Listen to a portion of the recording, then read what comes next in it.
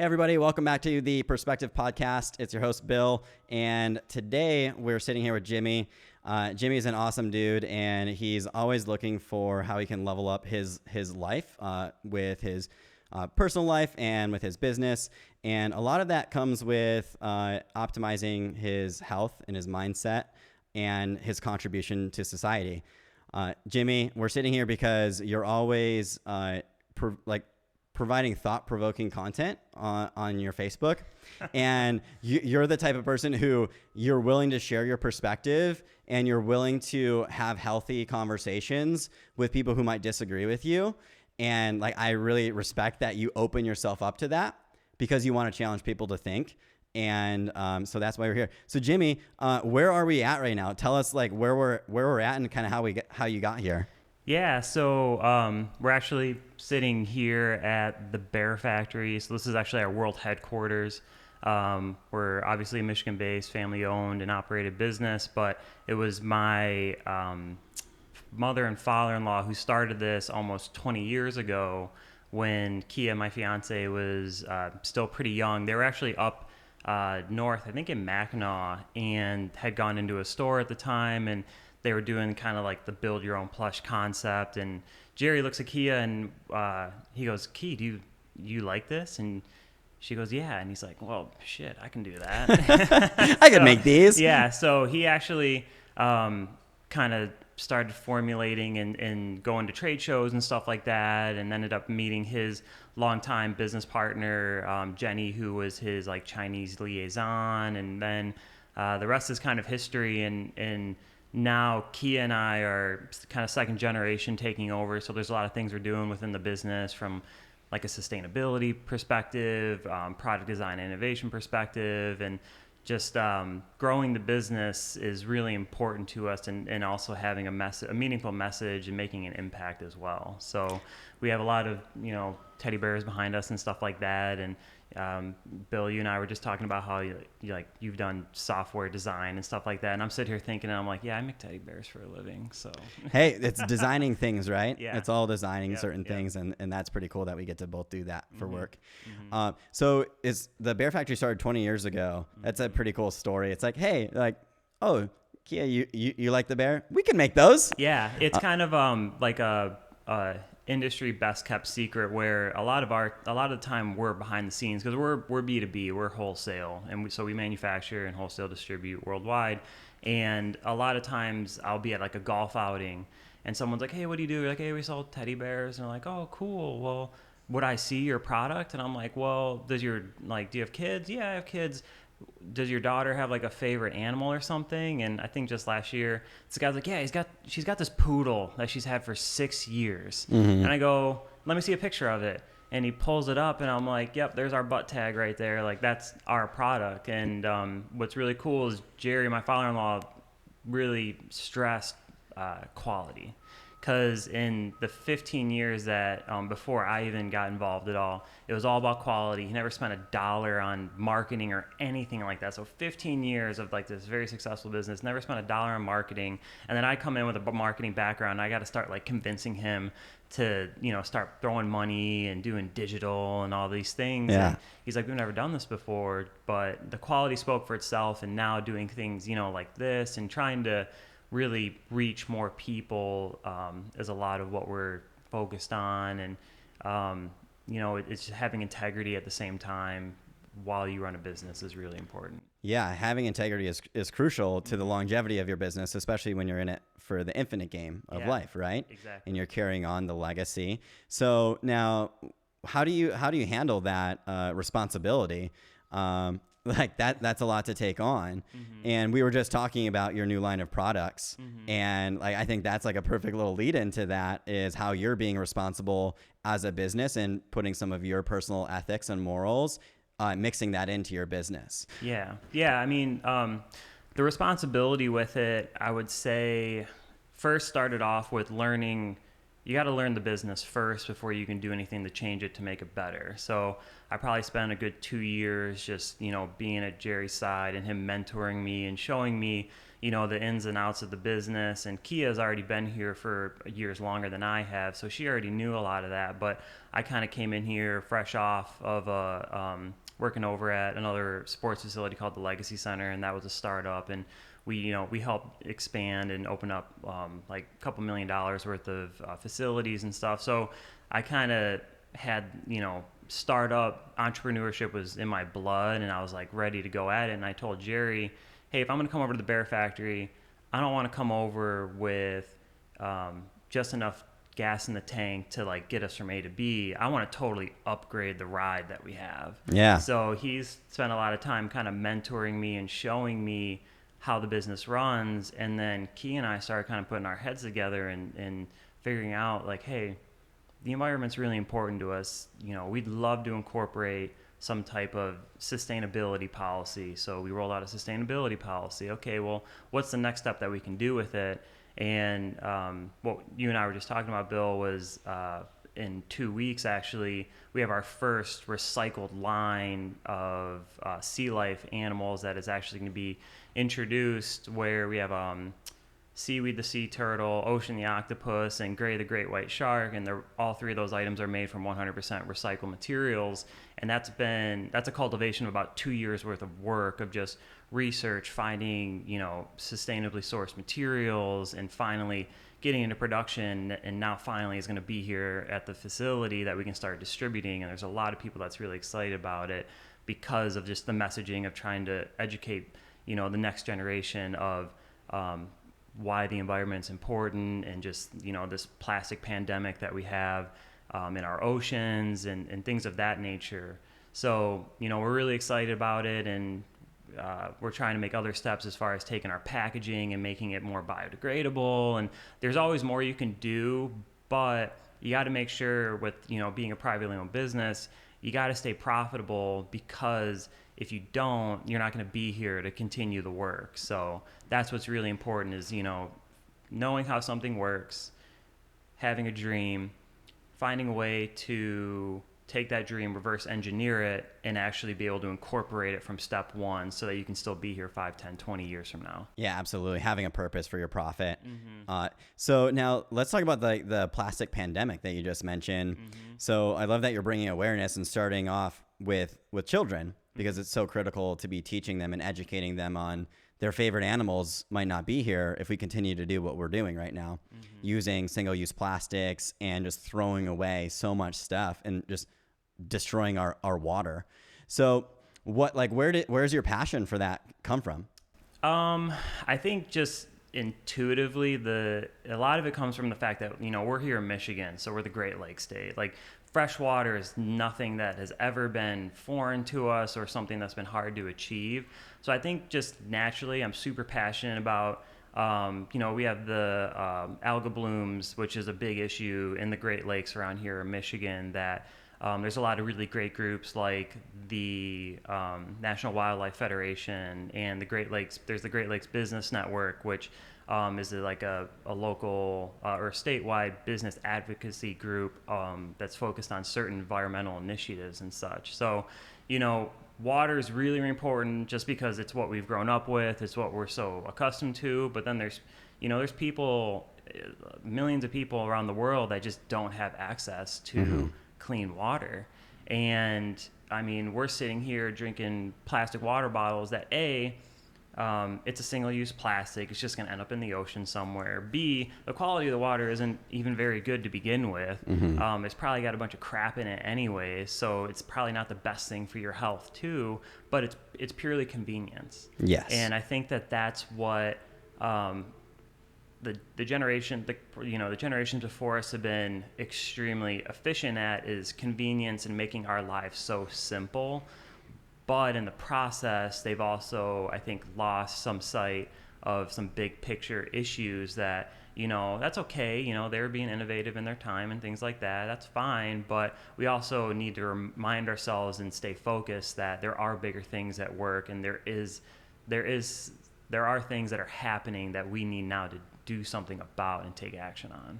Yeah, and you're doing something about it. You're doing what you can while still growing your business and staying profitable and providing awareness. And so that's super important. What was that? You said aqua blooms? Algal blooms. Algal blooms. What's that? So essentially, there's like high nutrient runoffs that actually take place. So if you think about a farm or something like that, they're dumping a lot of pesticides and fertilizers and things like that to help grow, commercially grow crops. But you're going to have runoff. Just like if you go and look at the next time you see a sprinkler system running at your neighbor's house, check the street and just see all that extra water that's just running off. Now imagine all of that runoff now has some type of nutrient dense pesticide or just high nutrient runoff that's taking place, and that's got to go somewhere. Like all our water is connected and it all ends up somewhere. For us here in the Midwest, a lot of that water ends up in the Great Lakes, and what ends up happening is this causes a disruption in the ecosystem, and now we're starting to see these really detrimental algal blooms. So you've probably seen things like red tide down in Florida and stuff like that. Pretty much the same thing, just different species and different types here. And what people actually don't know is that, these are crippling for waterside businesses in touristy type of areas all throughout the Midwest, where we have these beautiful Great Lakes, and all of a sudden you get this algal bloom, and people can't go swimming, people can't go fishing, people don't want to visit it anymore.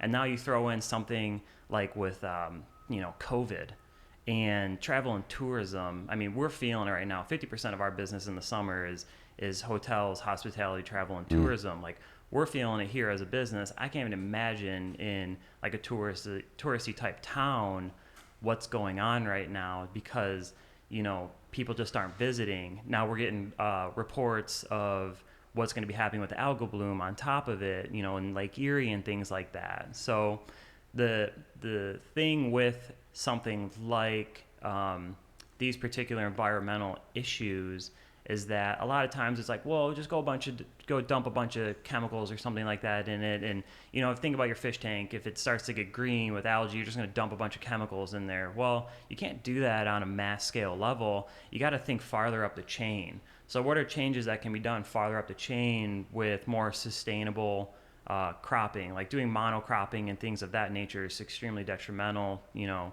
the environment. And then you look at, you got to think about like our meat industry as well, because that's a huge source of a lot of these like highly nutrient dense runoffs and things of that nature. Yeah, I've heard a little bit about that, of like pig shit farms where it's just like mountains of all this. Yeah, and it's a hazardous material.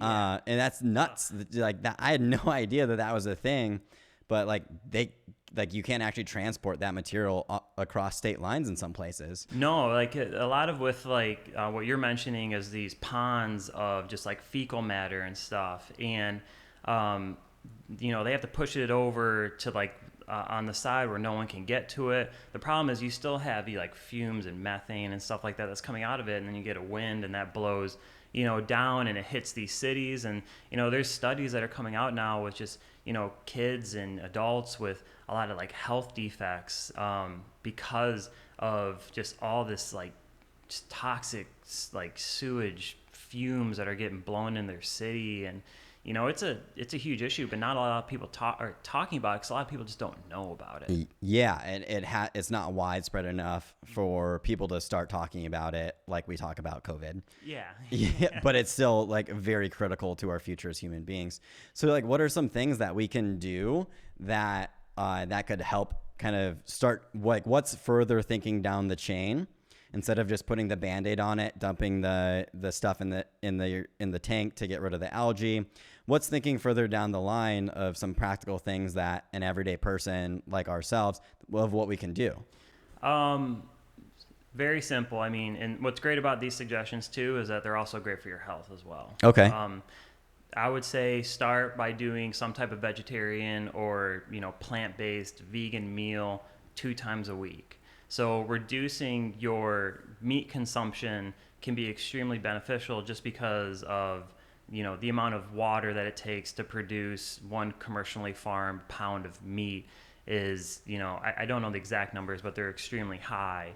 But taking the initiative and eating a plant-based meal 2 times a week just to start, to reduce a little bit of your meat consumption. Now I get people who are like, well, I love steak, I love this, I love that. I'm like, I'm not telling you to not eat steak. Right. You Yeah. know, you can eat your steak, but I know you're not eating it 7 days a week. And if you are, like, we need to have a whole nother conversation. Yeah, that's different.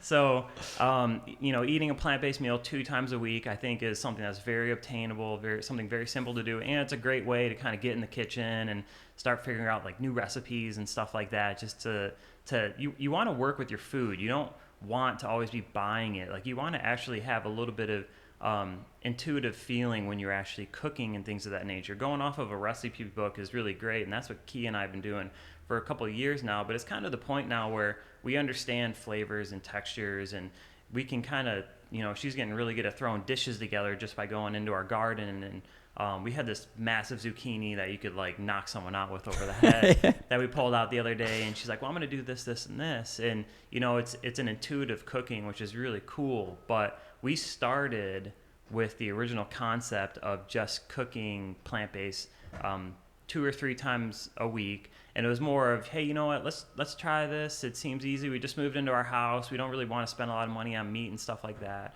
And then we started to feel like really good.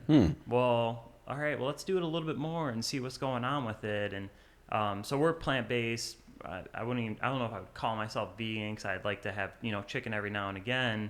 And that's my point is, you know, balance. Yeah, it's all about the balance. And like, you can do it in a way that's not just saying, okay, I'm just shifting my entire diet, because that doesn't seem like it's going to work too well for you. So your suggestion is just start mixing it in 2 times a week, have some plant-based meals. And just thinking about the numbers on that one is like, whatever percentage of that of your diet is now plants, that's so much less on our environment. So that's pretty.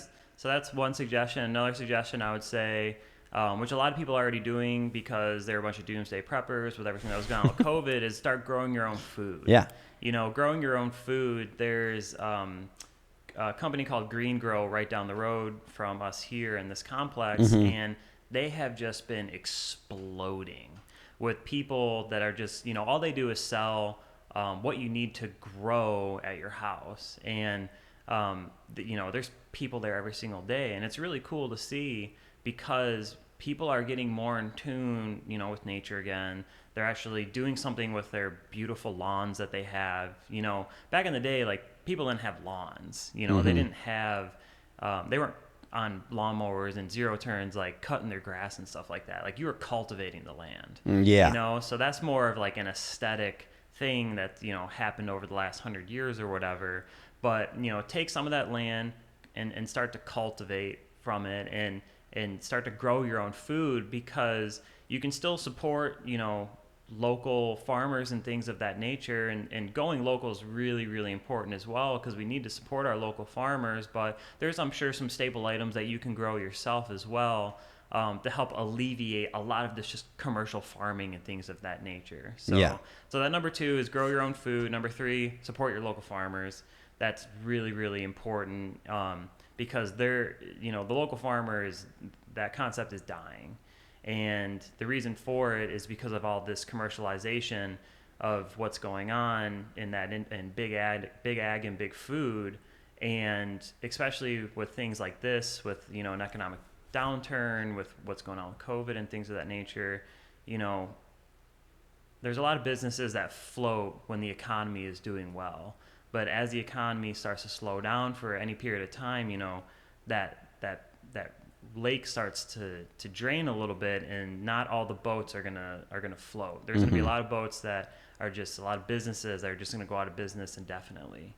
And it's really sad, because a lot of these businesses, whether they're farmers or small businesses that, you know, have more environmentally focused initiatives, and, you know, their profit margins are just not the greatest, you know, something like this is going to take them out. Yeah.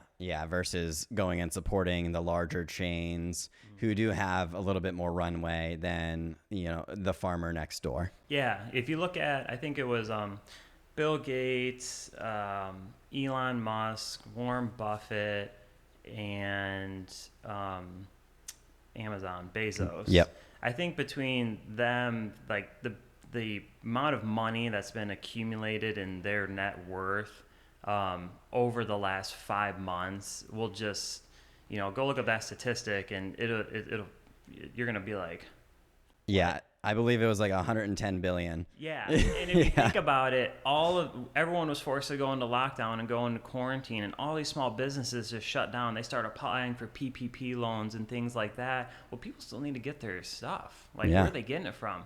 We're going to go online and we're going to take care of it that way, because I don't want to go out. People are terrified to go outside. So naturally, all that money that was just going local all of a sudden just starts funneling up to a lot of these corporations and things of that nature. And, a lot of these small businesses, local small businesses they're not going to be there anymore. So we definitely have a sense of duty that we need to put forward to support our local farmers, to grow some of our own food, and to start eating more plant-based meals. We don't have to get crazy. We don't have to go all in and be vegan. Just start to mix it in. Yeah. Can I just have you move the microphone a little bit closer? Yeah. Good. There you go. Yeah, you'll hear yourself a little bit better. Cool. So then you said that once you and Kia started moving over to more of the plant-based meals, as you started feeling better as well. Mm-hmm. Like, tell me about that. Like, how did you start feeling better? So we train, I think probably 5-6 days a week right now. So, that's a lot, but we enjoy it. I think to some extent we're probably like addicted to it at some level, just because like the endorphins that are released from it after a good workout. And, you have crazy runners that, get runner's highs. Yep. It's purely like the hormones that are released after. So probably to some extent we're addicted to it. To another extent, we really enjoy having a schedule and some type of like regimen, which is important. But I started to feel, I was doing a lot of running. I started Spartan races last year. Okay. And, I was doing a lot of running, and there's some things that I was taking that I could start to kind of feel like the inflammation, and, I wasn't recovering as faster with some stuff. And, once we started going plant-based, hey, I feel better, like faster kind of thing. And, my recovery is not as long with this particular type of exercise that I used to do or whatever. And hey, my PR on my 5K was just, I feel a lot stronger, and I feel like my lungs are opening up better. And, it's more of, we've trained pretty hard for about 10 years, probably 10 or 12 years now, mm-hmm. where we've been consistently working out at least, 4 times a week or whatever it is.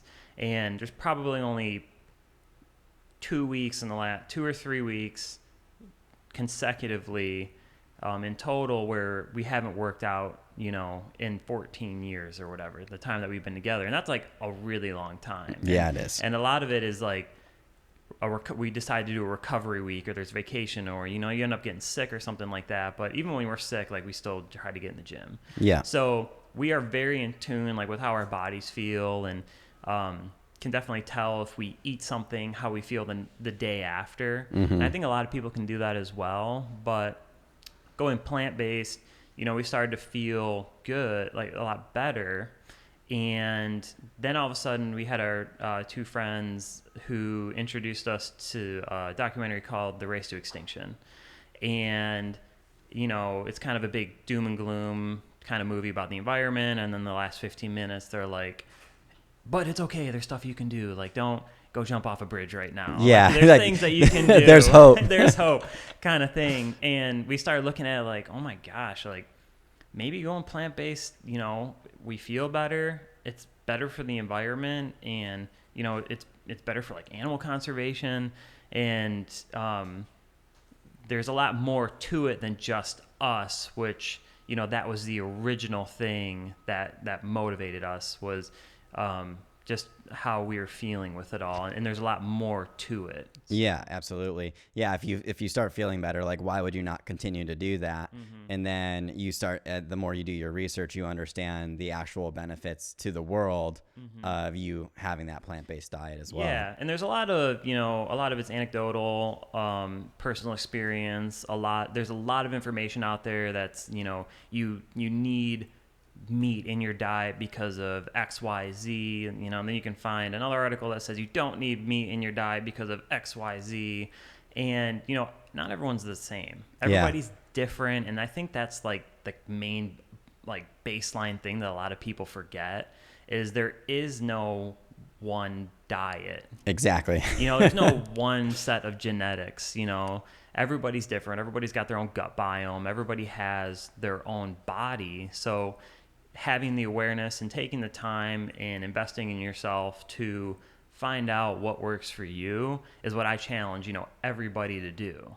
100%. Yeah. There's no one catch-all of like, do this and you're going to be good. Because like I've experimented with my diet a lot, and I ended up going vegan for 9 months. It started off as just a 30-day experiment, and I was like, okay, like this is good. And I just kept going with it. But eventually I started feeling really, really tired and exhausted, and I was working out like every day. And so then I started reading like sports medicine papers and trying to figure out, well, what am I missing here? And I tried a lot of different things, and I ended up just having to start eating meat because like I just felt horrible. Like you could see that I was physically exhausted.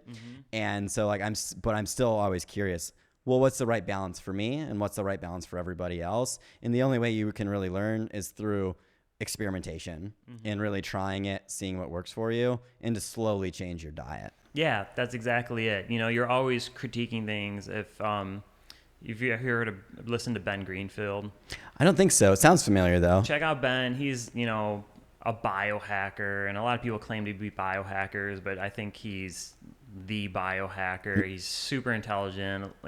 Has some schooling background, but a lot of it's just self-taught, and he's you always have like opposite ends of the spectrum, and he's like the extreme where he's willing to do anything and everything just to like test his limits and test his physicality and biology, which is really cool. Yeah, it's always interesting to see people who are willing to subject themselves to more pain than ourselves. You're like, I'll let you do that. I'll take your lessons learned, and I'll try them on a scaled back level. To the podcast. Like, I'm not going to be hitting myself up with a needle all the time. Like, we've done intravenous. Jerry and I have done intravenous amino acid injections and B12 and stuff like that. I remember after my first triathlon, I was like exhausted. I get home and he's like, here, take this Calm vitamin blend. And I'm like, what do I do? He's like, just stick it in your thigh. And like, I'm like, oh, and I kind of was feeling like tight on my chest, and I went in the bathroom and I just went like, all right, pooh. And I like shot it in my leg, and I was just like, like, really? Yeah, it was insane. And I don't know if it was a placebo or what, or just like, the mental fatigue after just doing a triathlon or whatever. But, we've done like some pretty intense stuff. But now that there's these other guys other guys and women who are willing to do it, I'm happy to kind of go off of their spark notes. For sure. Yeah. That's wild that you had like that sense once you inject it into your leg, just that sense of rejuvenation. That's super interesting. Gonna do some reading on that one. So you had talked about you and Kia being addicted to working out. Like you could have worse addictions, so good for you for having healthy addictions. And you talked about your hormones and your mood and stuff. So like, what are the benefits that you feel or that you've done research about of like, what are the physical and mental benefits of sweating, of getting out there and moving your body, of putting yourself through some measure of pain? Tell me a little bit about that. Yeah. So that's a great topic. Today I'm on day 5 of, I'm doing a 30-day burpee challenge, 30 burpees for 30 days or whatever. And every single day I'm putting out some piece of health, information that I do. When I first came up with the idea, I'm like, how am I going to come up with 30 days of content? And I was like making my protein drink, and I'm like, snap. And then and then I'm like, I need to make my electrolyte drink with creatine. And I'm like, snap. And so I literally just started walking around and just taking pictures of stuff. And you'll see like my office over there, I have my pull-up bar on. I got a kettlebell in there. We have stand-up desks in the back. So just talking about the importance of movement. There's these places called blue zones, throughout the world, where those are the highest densely populated areas for centenarians. So individuals who live over 100 years of age. Oh, okay. They don't go to the gym, for 60 minutes 5 times a week. They have consistent activity and motion throughout the day. So the importance of sweating, I would probably say, is more of almost looking at physics. Like an object in motion is easier to stay in motion. So whether that's with a habit or a schedule at work or a workout routine, once you kind of get some momentum rolling, it's easier to keep going with it. Well, these blue zones with these centurions, they live active lifestyles. They're always up on their feet. They're not sitting down, at watching TV all the time. They're up and about and doing things all the time. So there's consistent motion. So they're burning calories. They're staying active. Their blood's pumping. Their heart rate's elevated to some extent, and they probably got a sweat going. The importance of sweat here in the United States and with what's going on here with our culture is, people are doing just this. They're sitting down 4 or 5 hours a week, and they have to combat that by going into the gym at 5 o'clock in the morning and just totally destroying themselves for 45 minutes 5 times a week just to combat that, if they're even combating it. So, we were not meant to just be sedentary beings. Whenever I look at where the direction a lot of people are going in our country, I think of Wall-E. And when Wall-E goes up he gets beamed up on, or goes on the spaceship looking for Eve, and all these guys are just on these recliners, and they have monitors in front of them, and they're just so focused on that monitor in front of them. And I'm walking around and I see people just sitting on their phone, and I'm like, well, there's the monitor. And people are sitting down all the time, and in Wall-E they have a soda. I think he had a soda or something. They did, yeah. He's soda or Slurpee. He's eating, and I was over in Novi yesterday. It was 9:30 in the morning, and there's a line already getting Chick-fil-A. So there's these signs, and this is Pixar's Wall-E came out it was a while ago. It was a long time ago. Over 10 years, probably. Yeah. So we're not doing what we need to do to live long, happy, and healthy lives. And if you're here and living a long time is not that important, that's fine. But there are people here who do want to live as long as they can and enjoy this planet as much as they can. So staying active and staying in motion, however that way is, you're going to find that you feel better, you can play better, and you can perform better, whatever that is, whether it's at work or you want to go run a 5K or triathlon, things of that nature. So a body in motion is probably I think the most important takeaway that people can have. Yeah, and that's a really nice way to, if you're pretty sedentary right now, is kind of just mixing in, realizing I just need to get up and walk more. And I know a Apple Watch or a Fitbit, they remind you, hey, it's been an hour, get up, stand up. Because it's easy to lose 5-6 hours sitting in the same chair, not really moving, poor posture, hunched over at your computer, right? That's unhealthy for you. And if we think back to what were humans doing 200 years ago? How did we get around? Gathering. Yeah, we were moving consistently. And that's so important for our longevity as well. So I like that you said the blue zones. I didn't know that was a thing. So. Yeah, check out the blue zones. So Zac Efron, and I forget Darren's last name, a guy that he does this new Netflix series out. They kind of go around and they're checking out environmental things, and they actually go and visit I think Italy, and they're visiting one of the blue zones. And Zach ends up taking a walk with this guy who's 98 years old or something, and they go talk to another woman who I think she might be 100 or something like that. And they start kind of explaining, generally speaking, what is a blue zone and what does it mean, and what are I think there's 10 plus guidelines that identify as a blue zone. And these 10 things ranges anywhere from, staying active throughout the day, incorporating a little bit of alcohol into your diet, 0 to no processed foods or anything like that, a strong sense of community or, social support is really important, and that can kind of also follow under, some type of foundational religious belief or whatever that means, for some people, some type of spiritual belief. So there's all these different things that they've identified that these blue zones have that they believe to be kind of the foundational block of a long, happy, and healthy life, which is really cool. So Ben Greenfield does like a really great, he has a bunch of different podcasts that he just kind of has a couple of keynote speakings that he, happens to talk about in depth a little bit more about blue zones. But from a visual perspective, that's super accessible. Go check out on Netflix Zac Efron's new season that just dropped. Yeah. With that. Yeah, that'll be super interesting to go watch. So now you said that one of the factors in the blue zones was communities.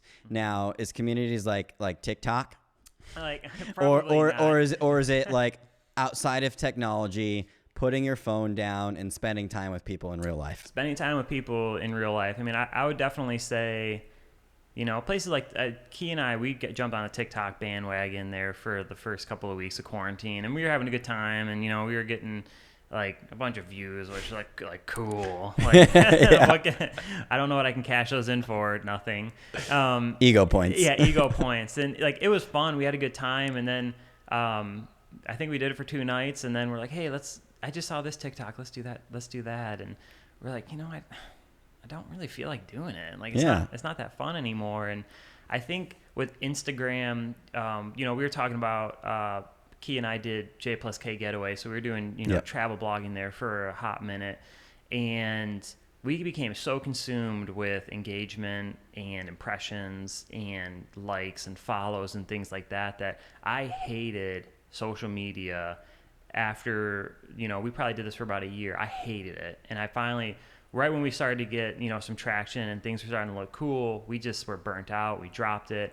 And I don't want to do this anymore. Like, I think at the time we had like 45,000 follows on Instagram and stuff, which was cool, man. And, we were making progress, but I just got burnt out. I was sick and tired of it.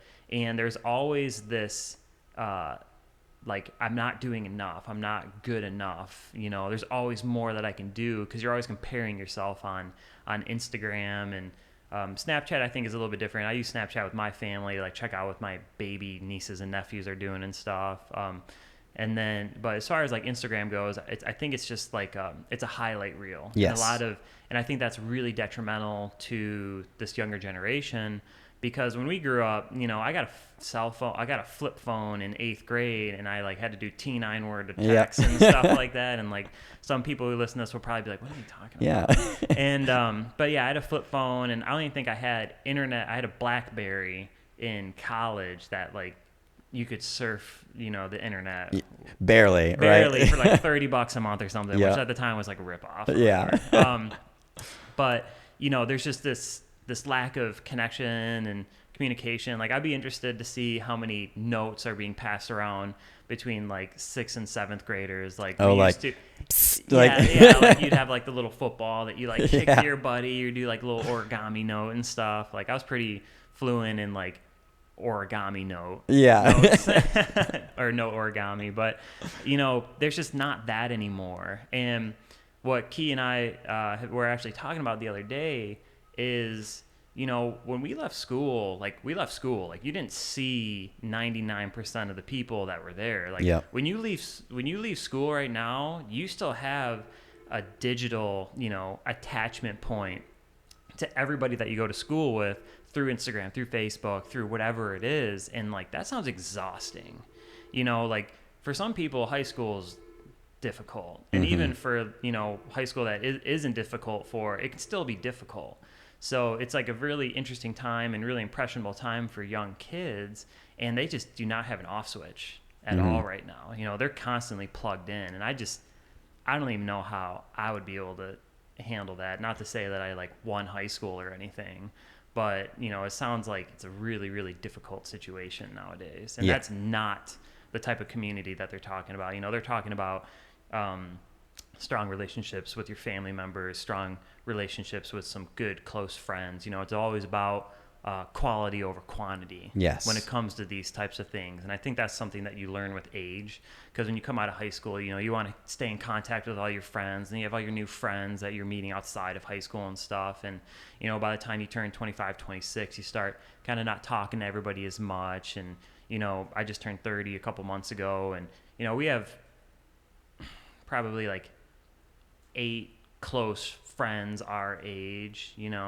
that we really enjoy spending time with just them. Yeah. And it's like we're already busy putting our schedules together. So just trying to find time to hang out with them can sometimes be a chore, but it's about the quality over the quantity. Yeah, absolutely. And you definitely do realize the value of close friendships as we grow older, because you're not trying to just be popular, which is easy to want to do in middle school and high school. I remember I was talking to someone's younger siblings, and they were like asking me about who my friends were. I was like, oh, I probably have like 3 or 4 like close friends. She was like, what? She's like, you only have like 3 friends? I was like, yeah. I was like, and I'm pretty happy with that, because like they're good friends, and I know that we can rely on each other, and we're always there for one another. And like those are the friendships that are important, not the ones that just view your photos and like your photos and comment every once in a while. Yeah.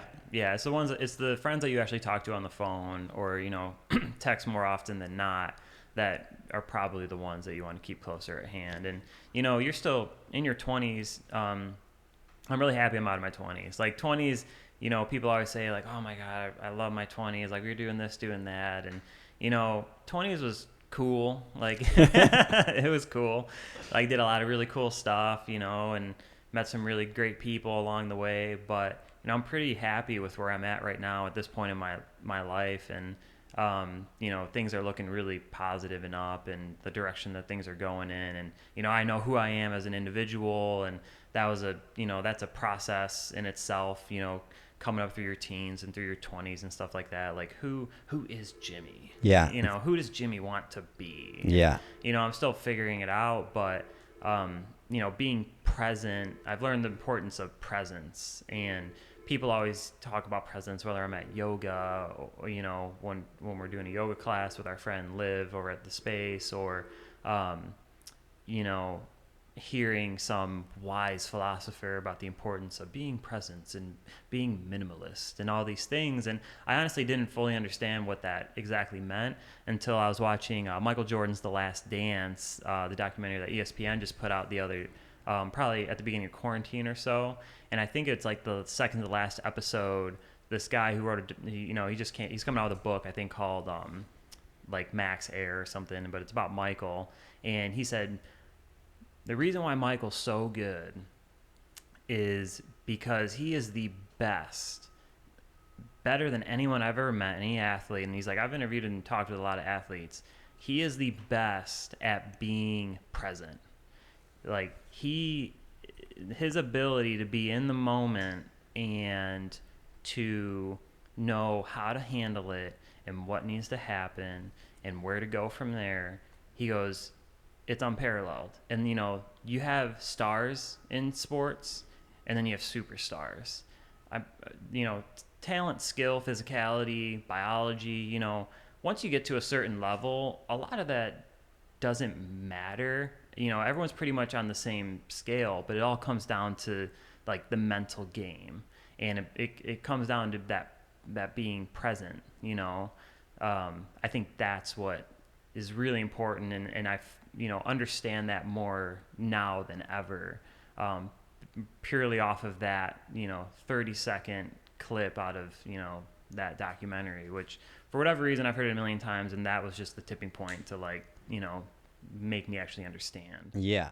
So now so moving past your 20s into your 30s and learning how to be more present, how have you like recognized a real difference in your life? Or like, what do you see? Like, oh, like this was when I was younger, I thought like this. And then knowing what I know now, it's like, oh, wow, I can't believe that I was unpresent back then. I think, being present for me is kind of what you talked to about, I'll put thought-provoking things out on Facebook, or, I like to have tough conversations with people. But there needs to be that level of respect. And I'm like huge on respect and integrity and honesty. And for me, being present is removing that knee-jerk reaction that I used to have when I was younger. Like, someone would say something, and then all of a sudden it's like, well, I'm 24-year-old Jimmy who, like, you know, nobody can beat down, you know, I'm invincible. Like, you know, you kind of come at something if you don't agree with it. But like being present in the moment is, you know, actually hearing something, taking a minute to digest it, and then, you know, having perspective on why that even came to you, what does that mean, and being able to come back with like a constructive comment rather than an emotional knee-jerk reaction. Because any type of exchange, you know, there's been different things that we've talked about, and, you know, I've gotten excited about some stuff and been a little bit more serious about others. Any bit of information or content that you come in contact with every single day, it's accompanied with emotion. And with things, you know, especially with stuff that's going on right now, being able to take that content and separate take the emotion out of it, and actually looking at that content for what it is, and at the same time understanding why has this come to you? Because I'm a big principle of, you know, what you put out there is what you get. You know, you call it karma, call it whatever you want to call it, but, you know, there's a reason why we're sitting down here today. Like, there's a reason why you reached out for us to have a conversation. Yeah. There's a reason why people say things to you, whether it's positive or negative, and, you know, you have to make yourself open to receive that, and taking that, removing the emotion, and actually evaluating what that bit of content is, and being able to be constructive back with it, I think is the most, the best thing that you can possibly do, especially given right now, because people are just, you know, in general, people can be really emotional, but when you start talking about, you know, pandemics and whatever it is, election years, you know, it gets supercharged. Yeah, it does. Yeah, and people, you know, I think people always feel like they're on, whenever someone comments back on Facebook or something. Problem with Facebook, the great thing about Facebook is you can connect with people. The problem with Facebook is that you can connect with people. And like, you know, you can't always tell what that emotion is through text. Yeah. So, you know, that's what's really, I think, a really important thing. And as me being more present has, you know, spent a lot of time thinking about that concept and what does that mean and what's the actual application of that. Yeah. So a lot of like slowing ourselves down to not just go with that knee-jerk reaction, but to have the wisdom and patience to understand, okay, like I feel differently about this. I'm going to reserve some of those emotions, because it's still important to be passionate and to have some fire behind you, because that's how we care about things. But it's having that fire in a respectful way, because if you have a fire in a disrespectful way, people aren't going to be receptive to it. They'll just close their ears. They're not going to listen to you. And then they're just waiting to respond to you with their fiery emotion. And that's not constructive for anybody. Right. Yeah. I mean, I had a post that I posted about, you know, a couple weeks ago, and I had someone reach out and they're like, hey, you know, I actually found a better source for, you know, the news story that you sent, because that one seems, you know, they seem to be a little bit slighted one way. And at first I was like, you know, I went and read both things, and, you know, I was like, you know, they both sound pretty much the same. Like, thanks for the info, but like, I'm happy with this. And then I started getting like a bunch of backlash from people. I got a couple of trolls, which is fun. Yeah. And, you know, people started like throwing some heat at it. And I go, okay. Like, let's step it back. You know, let's take a look at it. I went and reread both posts, like 100% completely through, side messaged the guy who sent me it. And I said, you know, hey, thanks for sending it. I totally see what you're talking about now. Just so you know, I'm going to hide this post. I'm going to repost what you sent me. Nice. And like that for me, like that was like a big ego. That's like a big ego kick. And, you know, and it didn't feel good, but, you know, I understood why it needed to happen, because, you know, with any type of information, not all of it at first is going to maybe be the best, you know, and that's why you got to do your homework and do your research and actually take a look at stuff. But social media is so fast, you know, that really doesn't happen all the time. Yeah. If ever. Yeah. Well, hey, props to you for actually reaching out to them and saying like, hey, like, you know what, like, you're right. That is the better source. And it's cool that you're able to recognize that, and then to actually, and then you had the courage to act on it, because like, yeah, your ego's like, don't do it. Stick to it. Yeah. Even like talking about it, like I'm uncomfortable. Like, you know, I'm still a little uncomfortable about it, because you go back into that emotion of it, but, you know, it's the right thing to do. And now I have that, you know, that wisdom to look deeper into anything before I post it and stuff like that. And that's why I've kind of like flipped the switch from like opinionated things. That's a lot's going on. I flipped the switch on to like I only want to put constructive information out there right now, and that's kind of part of like the 30-day challenge and things like that. Is, you know, agree or disagree with what I have for a protein drink in the morning. This is just what I do, and maybe like one person will pick up on it or something. Yeah, that's a good way to look at it. Is even if you're able to help one person, like level up or help themselves, is that's usually a worthy endeavor. Even though it might be painful, because you might get some of those other people like replying back like, oh, like, why are you using that thing or whatever it is. You're like, hey, this works for me. Exactly. I'm just trying to share it, and like, thank you for your thoughts. Yeah, well, thank you for your thoughts. Like one of the most impactful things that a really close family friend of ours recently gave me. She's a really great psychologist, and you know, she comes into a lot of fire with like her patients come in with a lot of fire because they're like high profile people that she works with, so they get a lot of judgment, a lot of scrutiny.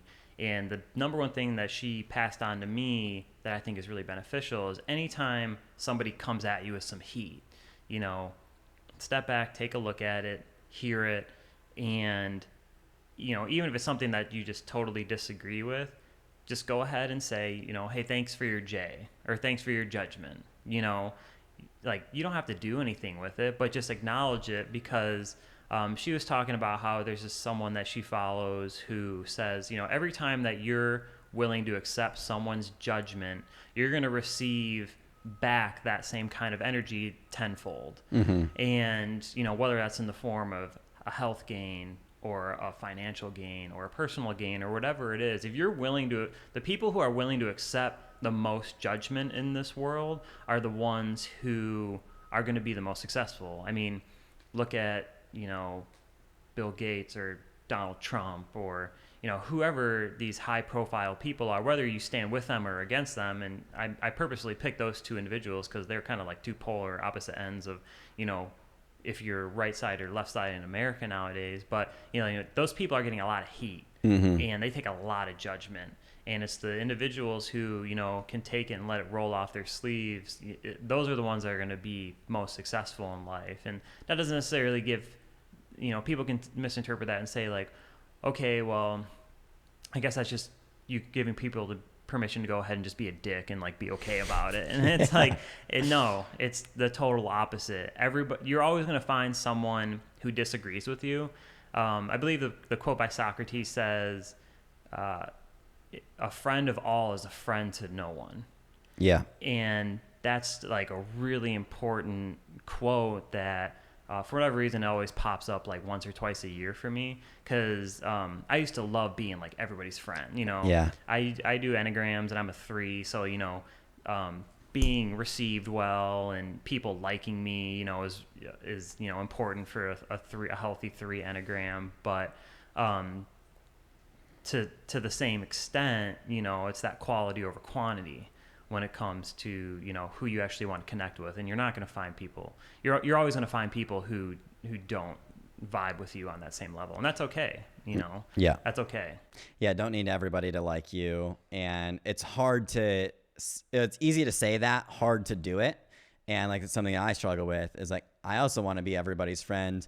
But also I'm unhappy when I do that because I'm not being true to myself. I know that I'm limiting who I am, and like, that's not okay. And that means that nobody is getting the full version of myself. And if you're limiting yourself to try to appeal to everyone, you're limiting your contribution and your friendship and your relationships. So I'm glad that you're having those conversations. And I'm glad that you told me what thanks for your J is, because I saw that you posted that and I looked it up and I still didn't know what it was. Somebody was like, oh, maybe it's like a smiley face or something. I'm like, pretty sure it's not that, but yeah, thanks for your judgment. Thanks for your judgment. Yeah. Good to know.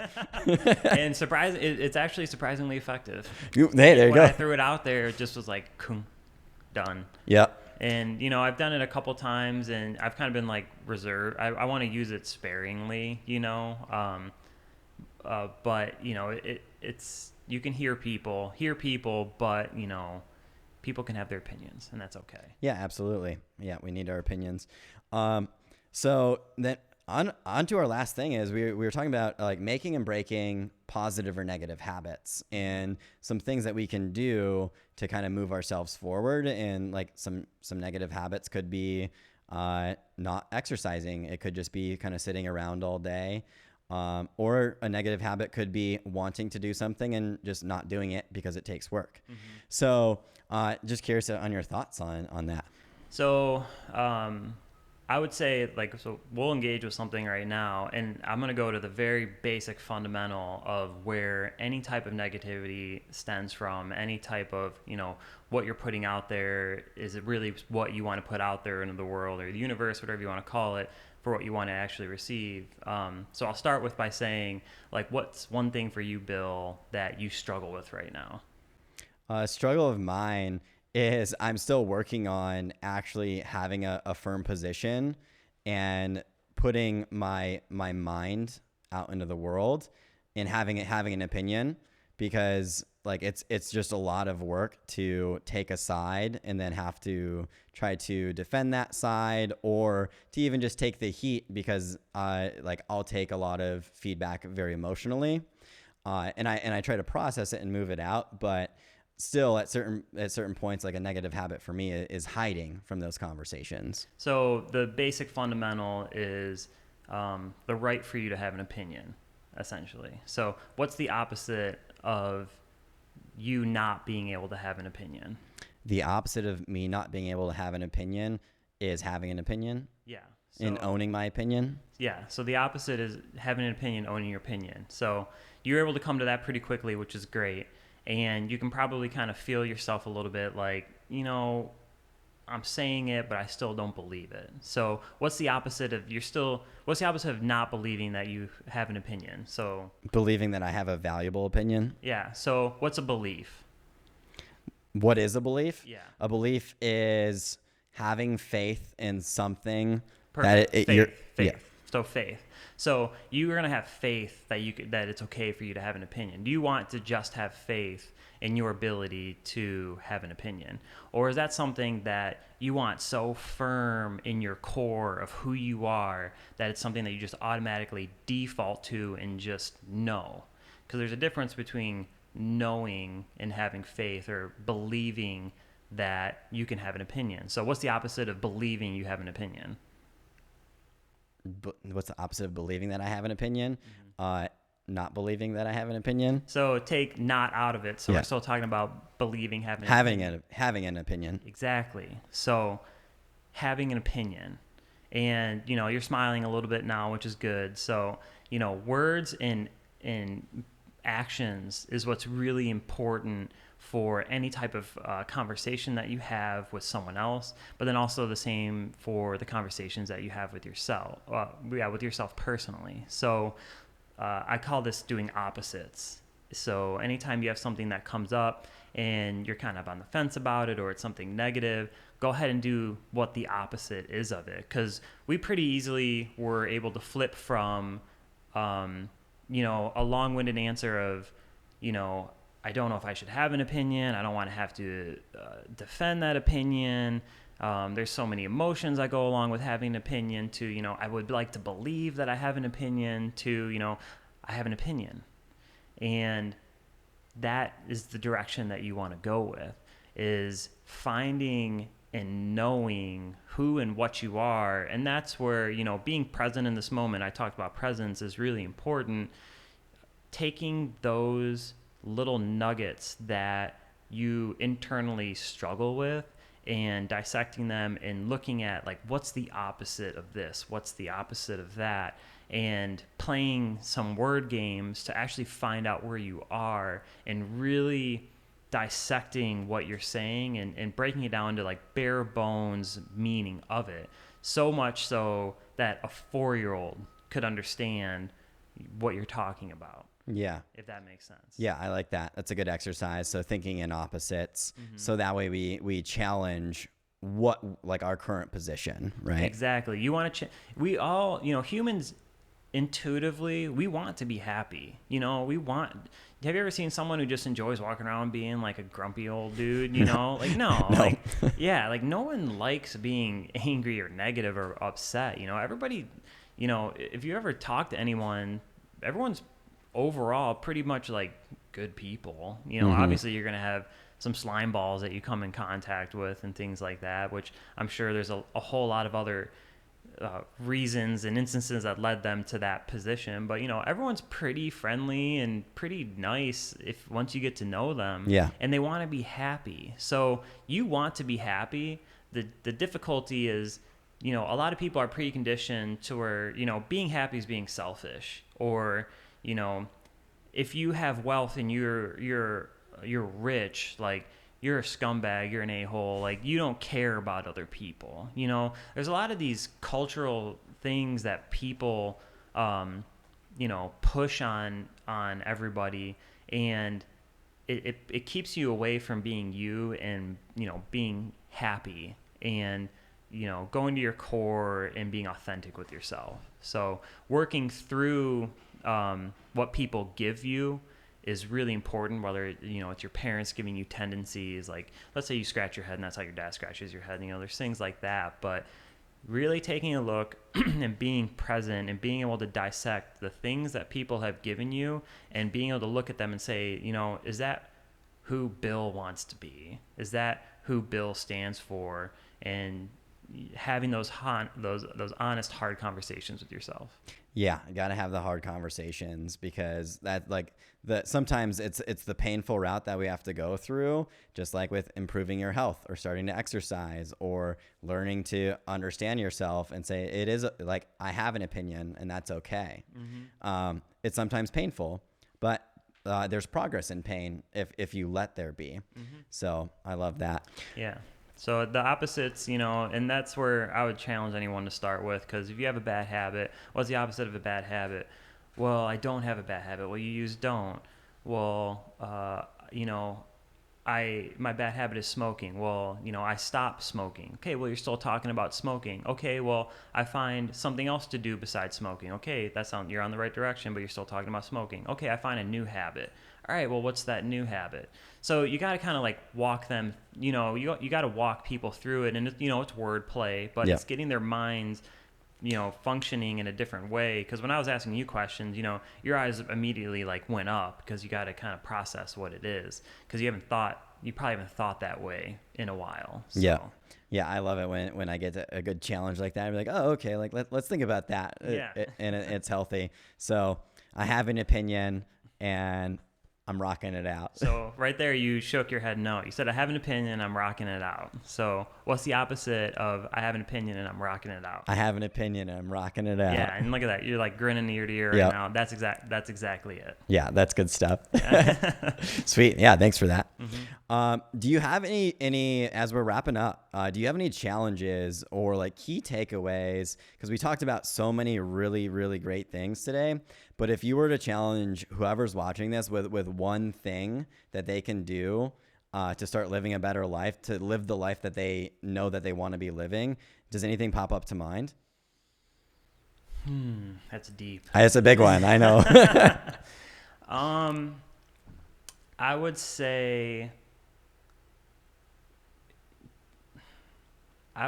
one thing that everybody can do to get them rolling in the right direction is, you know, everybody has an addiction at some level, you know, whether it's like, you know, I'll say this, everyone has a phone addiction right now. I know that for certain. There's probably some people, older generations, that don't, but anyone our age, we have a phone addiction. Delete Facebook, Instagram, Snapchat, whatever, off your phone for 1 week a month. Just delete the apps. You can access them on your computer if you want to, but really, really try to just go without for a week, but just totally take them off your phone for a week and just see how you feel. And people are like, well, there's so much going on right now. You know, I need to stay up to date with things. I had that same excuse, and my brother-in-law goes, Jimmy, like, if you're worried about the election or whatever it is, like you already know who you're voting for. Like, what does it matter? Like how much status updates you read between now and November. Yeah. So like you can go a week without engaging with whatever that is, because whatever that is this human drama that we are all a part of. And it's okay to unplug and unplug and go do some hikes that week or something. Get out in the nature and take social media off your phone for 1 week. Like those are my coupled thing right there, because being on a trail, being amongst trees, there's studies that show just how it can de-stress you, which is really, really beneficial. And I think what's really cool with everything that's gone on lately is more people are getting outside, and I think they're having more of an appreciation for nature again, which is great. And I think some silver linings and everything that's been going on over the last few months of 2020 is people have appreciation for nature again. There's a lot of really great environmental things that have taken place with us just kind of shutting down, and it shows some hope. Like, hey, you know what? Maybe we aren't totally lost. Maybe some of these things that people are talking about really do and can have an impact. So, put the phone down, get outside. Absolutely. So delete social media apps from your phone for 1 week a month, and get outside with that time. Don't just like, okay, I'm going to use my computer instead. You're saying get outside, be in nature, move around, read a book, do something that's offline, give your eyes a break, give your mind a break. Exactly. I love it. All right. Thanks so much for letting us come here and set up here. And I'm excited for you to launch the product that you've been working on for 2 years. That's got to feel so good. Yeah. And is there anything that you want to say about anything deeper about the new line that you have coming out? Like, I'd love to give you a platform for your business to and for all the kids who get to play around and enjoy your toys. Yeah. Basically the line's called Plush for the Planet, which I thought was very fitting and appropriate, and just really stressing the importance of integrating sustainability into business practices. And just because it may cost a little bit more to do so sometimes, that's okay. And, companies need to make the room to do it. But then there's a lot of times as well where, doing the sustainable thing like recycling or doing things like that, they can actually save businesses money. So that's from a business perspective. From the actual Plush perspective with, Plush for the Planet, I'm just really excited to get these products out there and start educating kids and, getting people watching things like A Plastic Ocean documentary on Netflix that can be found, or you can go ahead and check out Fed Up, which is another really great documentary that talks about, sugar in people's diets, and it also touches on the environment as well. There's Fed Up, which is another one too. So there's all these resources out there that everything has a cause and effect, and the purpose and point of this Plush line is to help create, some effect, and to kind of get people starting a conversation and educating themselves and waking themselves up, because a lot of times people get frustrated, like, people don't care about the environment, they're self-centered, they don't, they just don't care. And it's like, they don't know. Yeah. They don't know, like if someone were to come and try to talk to me about doing Recycle Plush 10 years ago, I'll be like, why? Yeah. It doesn't make any sense. Yeah. That sounds dirty. Like that sounds like a terrible plush item. Yeah. And, and that's why I think having been in that situation, why we've worked so hard to make sure that like these plush items are like, they're like better than our other plush items. Like the fabric is so good. We have like our signature butter fabric that, everyone knows our plush for and things. And, this plush line, it feels so much better. So I'm actually interested to see how people like compare the two. And it'll be an interesting, fun journey to see, what comes of it and how people receive it. 'Cause we already have, a lot of people pre-ordering them and, getting ready for it. So it's going to be a fun, exciting time. Yeah. Sounds like it. And it sounds like a win overall, especially if it feels better as well. Yeah. Like that's a huge win. Yeah. I was willing to compromise the fabric, the integrity, as far as how it felt a little bit for the cause of it being recycled. And then when we first got some of these like sample swatches and stuff like that, I was just like, oh my Get God. you real excited. Oh, I was like, this is awesome. That's sweet.